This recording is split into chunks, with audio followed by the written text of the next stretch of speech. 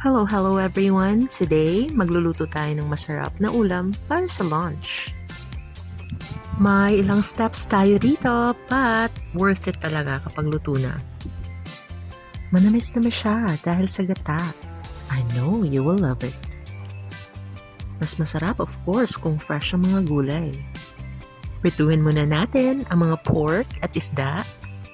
At i-prepare na natin lahat para ready na isda, sayote, spices, pork, pechay of course, and ang gata.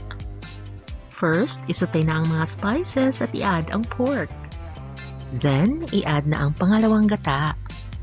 At hayaang kumulo hanggang lumambot. Lagyan niyo ng tanglad para mabango. At this point, hinango ko muna ang mga pork at inilagay ang mga isda. Kayo nang bahala kung anong isda ang gusto niyong ilagay. Tapos, idagdag na ang unang katas ng gata. Madami daw benefits ang gata, especially preventing Alzheimer's. Tapos, i-add na ang sayote. And this time, ibinalik mo na rin ang pork.